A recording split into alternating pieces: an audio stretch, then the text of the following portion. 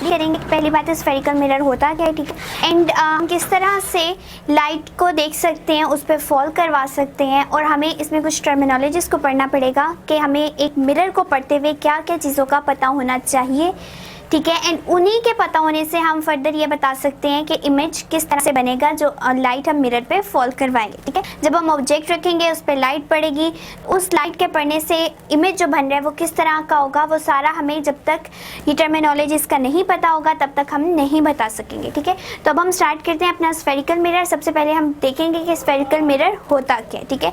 तो इसकी डेफिनेशन हमें बताई गई है कि a mirror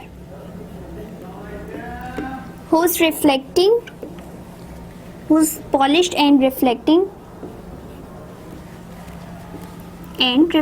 surface is a part of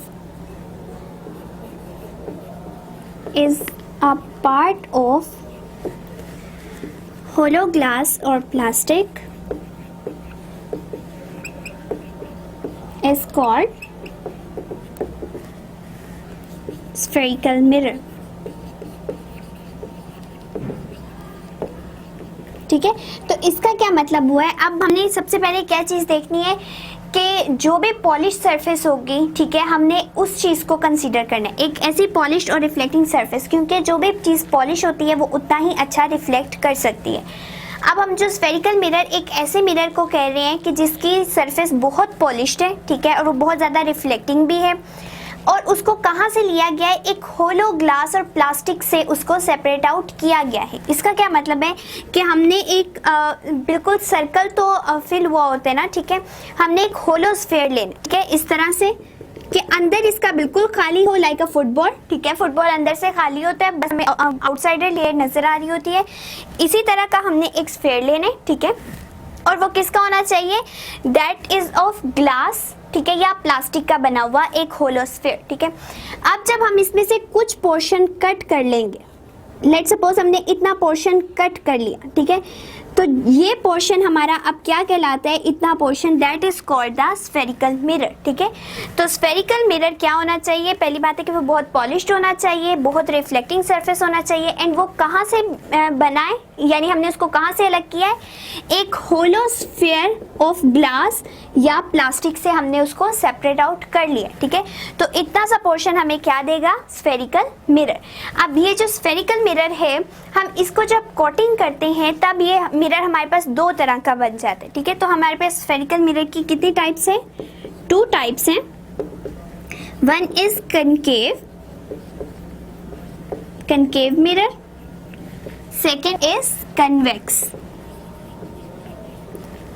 ठीक है। तो अब हमारे जो कनकेव मिरर और कन्वेक्स मिरर है वो सिर्फ इस बात पे डिपेंड करता है कि हमने जो ये स्फेरिकल मिरर लिया है इसकी कोटिंग किस तरह से की है, ठीक है। अगर हम लोग अब इसकी कोटिंग को चेक कर लेते हैं कि कोटिंग किस तरह होगी। तो पहली बात है, ये एक स्फेरिकल मिरर है, ठीक है, स्फेरिकल मिरर। अब हम फर्दर इस स्फेरिकल मिरर को डिस्कस करने लगे हैं कि ये कनकेव किस तरह बन सकता है एंड कन्वेक्स किस तरह बन सकता है। अब लेट सपोज एक ये है हमारे पास पोर्शन, एक हमारे पास पोर्शन ये है, ठीक है। हमने क्या करना होता है, रिफ्लेक्टिंग सरफेस तो हमारे पास है, लेकिन हमने इसको एक इस ऐसे मटेरियल से जो पॉलिश मटेरियल से कवर कर देना होता है ताकि हमारी जो लाइट है वो बिल्कुल टोटली रिफ्लेक्ट हो जाए, ठीक है। तो उस पर्पस के लिए हम मोस्टली जो है वो सिल्वर को यूज़ करते हैं, ठीक है। सिल्वर क्या करता है, एक हाईली रिफ्लेक्टेड जो है वो हमारे पास मटेरियल पाया जाता है, ठीक है। पहली बात है कि हम लोगों ने क्या करना है, एक ऐसा रिफ्लेक्टिंग मटेरियल यूज़ करना है जिसको हम कोट कर सकें, ठीक है, जिसकी हम कोटिंग कर सकें। सेकेंडली, अब जो सिल्वर है हम लोगों ने इसको एक ऐसे ऑक्साइड से कोट कर देना है ताकि हमारे पास कोई भी केमिकल रिएक्शन ना हो सके जब हम कनकेव मिरर्स को यूज़ करें। तो ऐसा ना हो कि हमारा जो सिल्वर है वो एयर के साथ जो है रिएक्शन करना शुरू कर दे, ठीक है। तो हमने उसको रिएक्शन से, किसी भी रिएक्शन से बचाने के लिए क्या करना है, उसको भी एक कोट कर देना है, और वो कोटिंग हमारी होगी रेड लेड ऑक्साइड से, ठीक है। अब हमने क्या करना है, सिल्वर को भी किससे कोट करना है, रेड लेड ऑक्साइड। और ये करने का मकसद क्या है, ताकि हमारी एक जो सरफेस है वो बहुत ज़्यादा रिफ्लेक्टिंग, बेटर रिफ्लेक्टेड सरफेस बन सके, ठीक है। अब ये हमारे पास क्या है, एक बहुत ही पॉलिश सरफेस है, ठीक है। अब हमने क्या करना है, पहली बात है कि सिल्वर को इसके ऊपर कोट करना है। अब हमारे पास किस तरह से कोटिंग होगी कि वो कनकेव बन जाए, एंड किस तरह कोटिंग होगी कि वो कन्वेक्स मिरर बन जाए, ठीक है। तो पहली बात है, हम कनकेव और कन्वेक्स के मीनिंग को देख लेते हैं कि कनकेव मिरर हमें क्या बताता है एंड कन्वेक्स क्या बताता है। कनकेव का मतलब होता है एक केव लाइक, ठीक है। आप यहाँ से केव, गार की शक्ल नुमा जो है उसको कंसीडर कर लें। अब गार के अंदर करके बनी होती है ना, ठीक है। तो जो भी चीज़ पुश हुई होगी, दबी हुई होगी अंदर की तरफ, उसको हम क्या कहते हैं, कनकेव कहते हैं, ठीक है। तो ये क्या बन गई हमारी कनकेव सरफेस, क्योंकि ये अंदर की तरफ दबी हुई है, ठीक है। इसको अभी छोड़ दें, जस्ट इतना पोर्शन देखें, ठीक है। तो ये हमने क्या किया है कि लेट्स सपोज अगर हम लोग एक ये डस्टर भी ले लेते हैं, इसको अंदर की तरफ पुश कर दें तो आपको एक अंदर की तरफ दबी हुई जो है पोर्शन नज़र आएगा, ठीक है। तो जब आप इसको प्रेस कर रहे होंगे, जो आपको दबा हुआ पोर्शन आ रहा है बेसिकली वो अब हमारा कनकेव पोर्शन बन चुका है, ठीक है। तो केव से आप याद रख लें, केव गार को कहते हैं, और दबा हुआ जो पोर्शन है उसको हमने कहना है कि वो हमारा है कनकेव मिरर। अब कनकेव मिरर की अंदर वाली साइड तो बहुत ज़्यादा रिफ्लेक्टिंग है, ठीक है। हमने क्या करना है कि अंदर वाली साइड को ही रिफ्लेक्टेड रहने देना है और बाहर इसकी कोटिंग कर देनी है, ठीक है। क्योंकि हमारी जितनी भी रिफ्लेक्शन का प्रोसेस होगा वो कहाँ से होगा, इस पॉलिश्ड रिफ्लेक्टेड सरफेस से जो हमने स्फीयर किया है, ठीक है। तो अब इस बाहर हमने सिल्वर की कोटिंग कर दी, एंड सिल्वर की कोटिंग के साथ साथ हमने ये इसके ऊपर एक रेड लेड ऑक्साइड की भी कोटिंग कर दी, ताकि सिल्वर का कोई भी रिएक्शन ना हो सके एटमॉस्फेरिक ऑक्सीजन के साथ या किसी भी अदर एलिमेंट के साथ, ठीक है। तो ये हमने क्या कर दिए, ये हमने कोटिंग कर दी है। अब इससे क्या होगा कि लाइट जब टकराएगी तो टोटली रिफ्लेक्शन का प्रोसेस हमारे पास हो जाएगा, ठीक है। इस तरह से लाइट रिफ्लेक्ट करके आ जाएगी। तो ये हमारे पास क्या बन चुके हैं, ये हमारे पास बन चुका है कनकेव मिरर, ठीक है। और इस तरह से भी लाइट्स जाएंगी, ठीक है। तो हर डायरेक्शन में लाइट पास आउट होगी, एंड ये हमारे पास क्या बन जाएगा, एक कनकेव मिरर। अब कन्वेक्स का क्या मतलब होता है, एक बल्जिंग यानी बाहर को उभरा हुआ, ठीक है। इसका मतलब है अगर हम शीशे को इस तरह कर दें तो ये क्या है, अब हमारे पास ये बाहर उभरी हुई चीज़ बन चुकी है, ठीक है। तो ये जो उभरी हुई चीज़ है ये क्या कहलाती है, कन्वेक्स मिरर, ठीक है। तो जो बाहर की तरफ उभरा हुआ है उसको हमने कहना है कि ये कन्वेक्स है। अब यही इसकी रिफ्लेक्टिंग सरफेस है, तो हमने क्या करना है, अंदर की तरफ कोटिंग कर देनी है। ये सिल्वर की कोटिंग अंदर की तरफ कर दी, एंड सिल्वर को यहाँ से हमने रेड लेड ऑक्साइड से भी कोट कर दिया, ये हमने कोटिंग कर दी। अब क्या होगा, हमने रिफ्लेक्टिंग सरफेस को यूज़ करना होता है, इसका मतलब है ये बाहर की तरफ उभरी भी हुई है, तो जितनी भी लाइट फॉल करेगी ये इस बल्जिंग सरफेस पे फॉल करेगी, ठीक है।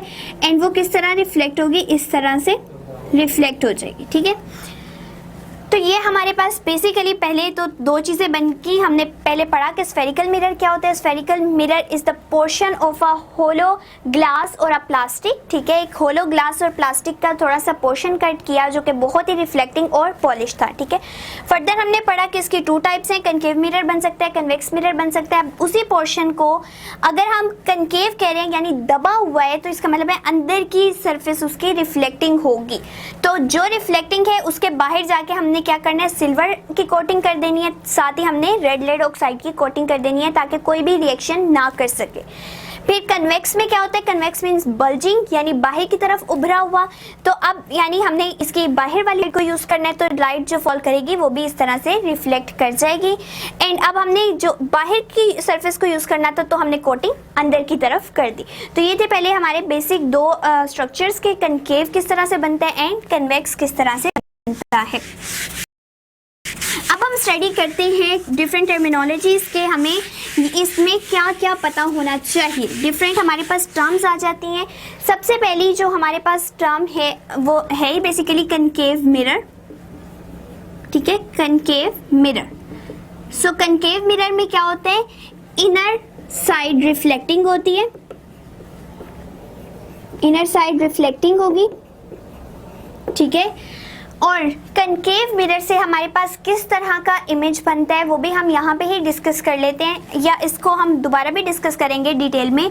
तो हमारे पास जो एक कनकेव मिरर है उससे इन्वर्टेड एंड रियल इमेज बनता है,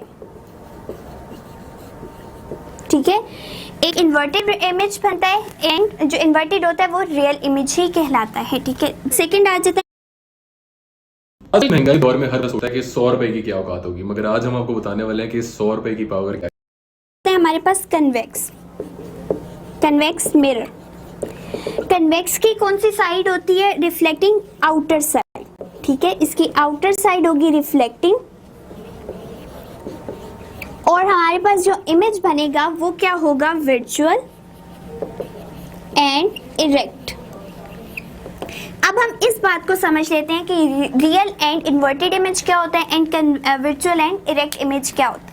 अब देखिए, जब भी हम इनर साइड रिफ्लेक्टिंग यानी कनकेव मिरर को यूज करेंगे, हमारे पास इमेज जो बनेगा वो रियल इमेज बनेगा। अब रियल इमेज का क्या मतलब है कि हमारी जो फोकस पॉइंट है इस तरह से, ये कनकेव मिरर है। ठीक है, अब यहाँ से जो जो रेज रिफ्लेक्ट होके वापस जा रही हैं वो किस तरह से हैं? वो बिल्कुल इस मिरर के सामने इमेज बना रही है। ठीक है, तो जो इमेज बिल्कुल मिरर के सामने बन रहा होगा, जब लाइट रिफ्लेक्ट करके वापस आ रही है और बिल्कुल सामने इमेज बन गया, उसको हम कहते हैं रियल इमेज। ठीक है, एंड इन्वर्टेड क्या होता है कि हम आप शीशे में देखते हैं कि मिरर के सामने ही आप देखें, वो तो प्लेन मिरर होता है, लेकिन हम यहाँ पे थोड़ा कर्व्ड मिरर की बात कर रहे हैं। लेकिन आपको एग्जाम्पल के तौर पर बताती हूँ कि अगर आप कोई भी अल्फ़ाबेट ले लें, ठीक है, तो आप उसको मिरर के अंदर देखें तो वो आपको उल्टा नजर आएगा। ठीक है, तो यही बात है कि जो हमारे पास कनकेव मिरर्स हैं उनमें क्या होता है, पहली बात है कि इमेज रियल बनता है यानी बिल्कुल मिरर के सामने ही इमेज बनेगा, एंड वो इन्वर्टेड होता है यानी वो टेढ़ा हो चुका होता है, उल्टा हो चुका होता है। कन्वेक्स मिरर में क्या होता है, एक तो हमारी आउटर साइड रिफ्लेक्टिंग होती है, सेकेंडली जो हमारा वर्चुअल इमेज बनता है यानी कि मिरर हमारा यहाँ पे लेट सपोज, ठीक है, यहाँ से रिफ्लेक्शन हो गई, लेकिन जहाँ पे रिफ्लेक्शन होके गई है इमेज वहाँ नहीं बना बल्कि बैक साइड पे जाके बना। ठीक है, तो इमेज अगर हमारा फ्रंट साइड पे ही यानी जहाँ से रिफ्लेक्शन होके वापस रेस जा रही है वहाँ पे इमेज नहीं बनता बल्कि दूसरी साइड पे बनता है, तो उसको कहते हैं वर्चुअल इमेज। ठीक है, और इरेक्ट मतलब सीधा। ठीक है, अब जो हमारे पास यहाँ पे इन्वर्ट हो गया था, यानी अगर हम एक एरो की बात कर रहे हैं तो इसका ये हेड है और ये टेल है। ठीक है, अब जब ये इन्वर्ट होगा तो इस तरह हो जाएगा कि टेल ऊपर चलेगी और हेड नीचे आ गया। लेकिन इरेक्ट का मतलब है कि अगर हमारे पास ये एरो इस तरह से था तो जो वर्चुअल इमेज यानी जो हमें दूसरी साइड पे इमेज नजर आ रहा होगा वो भी बिल्कुल सीधा ही होगा, लेकिन वो मिरर के सामने नहीं बन रहा बल्कि मिरर के पीछे बनता हुआ हमें दिखाई देगा। ठीक है, तो बेसिक बात हमारी ये थी कि कनकेव मिरर क्या होता है एंड कन्वेक्स मिरर क्या होता है, जिसमें ये दो टर्म्स बहुत ज़रूरी हैं कि हमारा जो इमेज बनता है वो कनकेव में किस तरह का होता है एंड कन्वेक्स में किस तरह का होता है। सो ये हमें याद रखने की भी बहुत ज़रूरत है। ठीक है, बल्कि आप इसको समझ लें कि जो भी हमारा कनकेव मिरर होगा उसके फ्रंट साइड पे इमेज बनेगा तो वो रियल इमेज कहलाएगा, लेकिन वो उल्टा होगा, यानी अगर ऊपर हेड है तो हेड नीचे हो जाएगा एरो का, लेकिन अगर हमारा वर्चुअल इमेज होगा तो वो क्या होगा, फ्रंट साइड पे नहीं बनेगा जहाँ पे लाइट मीट करिए बल्कि दूसरी साइड पे बनेगा एंड वो क्या होगा, बिल्कुल सीधा होगा। नेक्स्ट टर्म जो हमारे पास आ जाती है इस मिरर के हवाले से वो है पोल। ठीक है, सो अभी तक हमने डिस्कस किया है, यहाँ पे हम मेंशन कर लेते हैं कनकेव मिरर, देन हमने क्या